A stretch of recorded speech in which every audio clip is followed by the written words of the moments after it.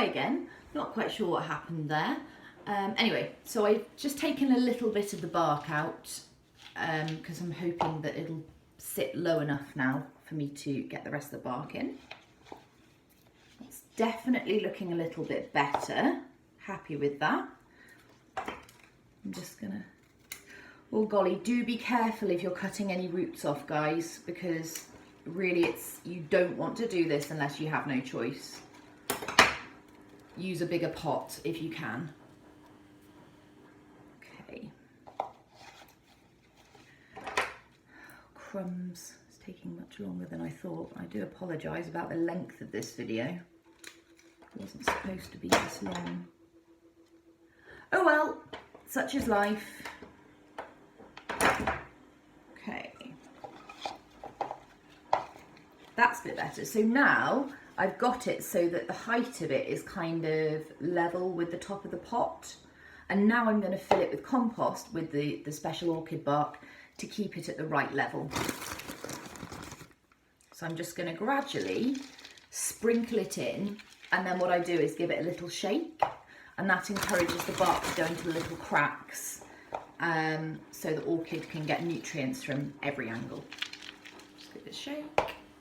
Shake, shake, shake. Bit more. Oh, it's going to be so happy once it's in its new little home. Poor thing. Been desperate to be repotted for ages. I am making rather a mess, so make sure you do this over your sink.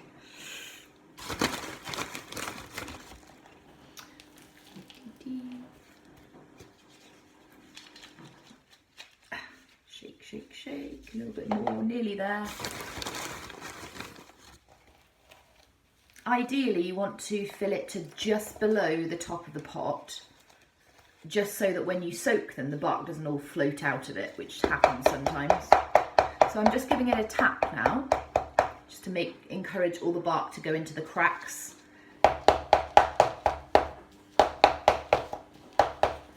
we go. Gosh, that looks much better, much happier. Pleased with that. Good, so this is what it looks like now. So you can see the roots are pretty much buried and the top of the plant is just about level with the top of the pot. There's a slight gap so that it doesn't all float out. There's a bit of a gap here where there's no bark, but don't worry about that because the orchid will naturally reach its roots to fill this gap, so that's not a problem. Okay, great. And I can see there's some in the bottom, there's some all the way around. The only gap is this little gap here, but I'm not too worried about that.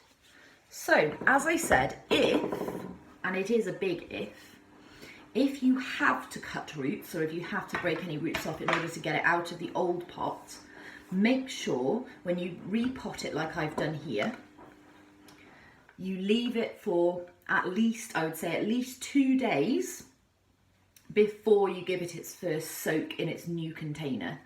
Because if you don't, because the roots are raw and they're just open, they'll absorb too much water and then things like root rot can happen, or so the orchid will die if it's too wet.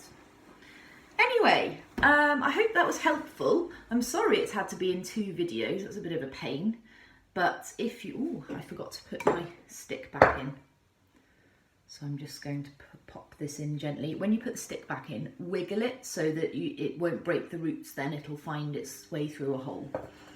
So let's do that before I scurry off.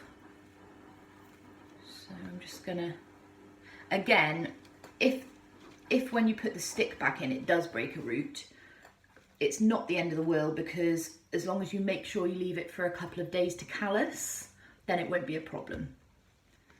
So there we go. So I'm just gonna, oh, is that gonna go?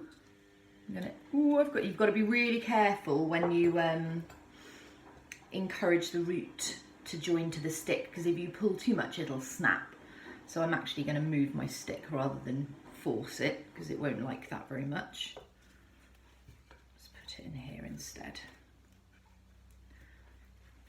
Wiggle, wiggle, wiggle, wiggle, wiggle. wiggle, wiggle. And let's clip him on there. Dee-dee.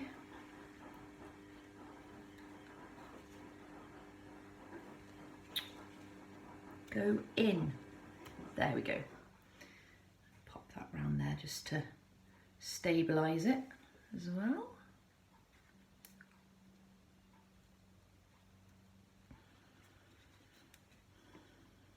Just be careful when you're clipping it to the stick, because you don't want to scrape the side of the stick off, the shoot.